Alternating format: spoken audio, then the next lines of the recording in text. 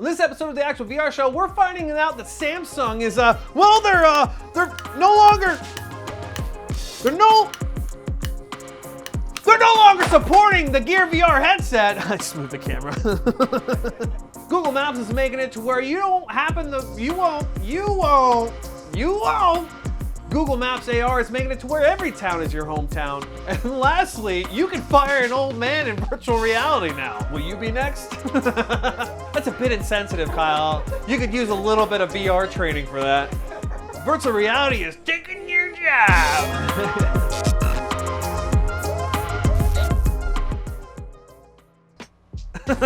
What's going on, everybody? Welcome back to another episode of the Actual VR Show, the show where we take everything that's exciting and immersive content news and we boil it down and put it into this little bite-sized nugget for your busy day. In the first story of the day, we're going to talk we're going to talk fire and brimstone. We're talking the second coming is here. Samsung, the new Note 10 is not compatible with the Gear VR.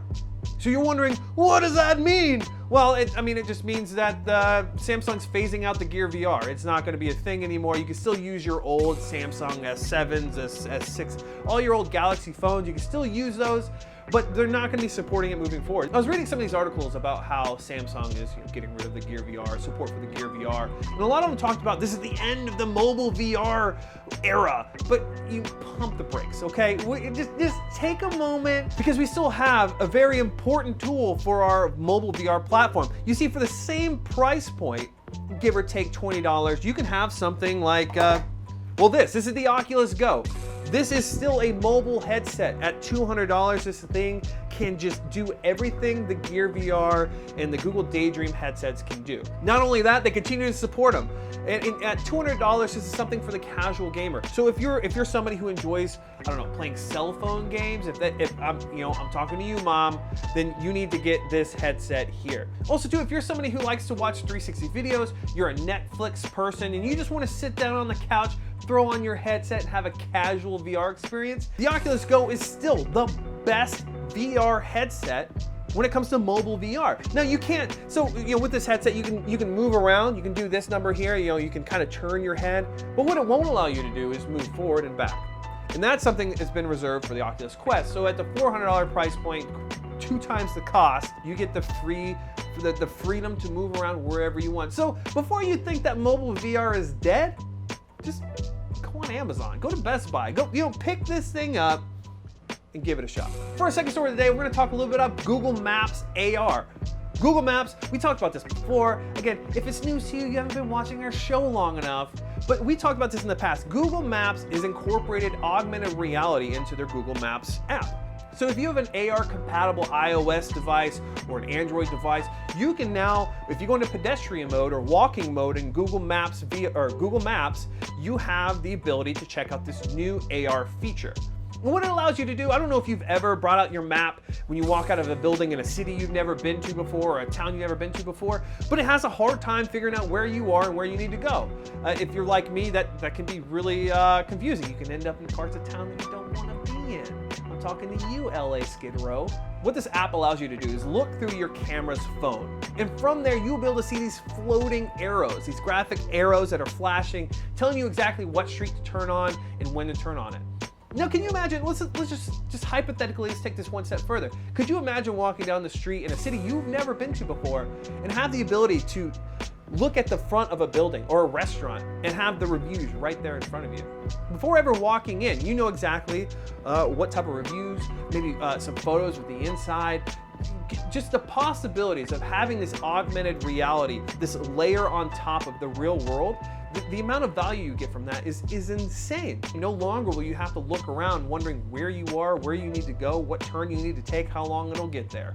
You'll get there. How long it will take you to get there. Speaking of there, we're going to talk about our next story, and we're going to be talking about firing people in virtual reality. Well, it's a little bit misleading, and if you're like me, I had a knee-jerk reaction to this article. I was like, wait a minute. So what you're saying is that my boss can now fire me in virtual reality? Could you join me on the moon real quick? Wow, this is absolutely amazing looking down at the earth. It seems so small. I know. You're fired.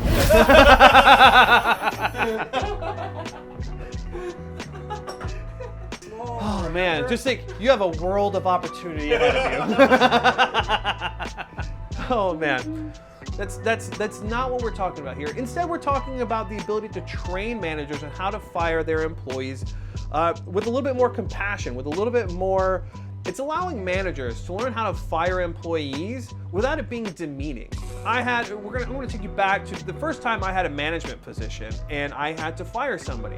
It was awkward, it was terrible, I had no experience in doing this. And it's not like you can fire somebody for practice. You don't want to do that. And there's only certain, there's only so far you can go in role plays.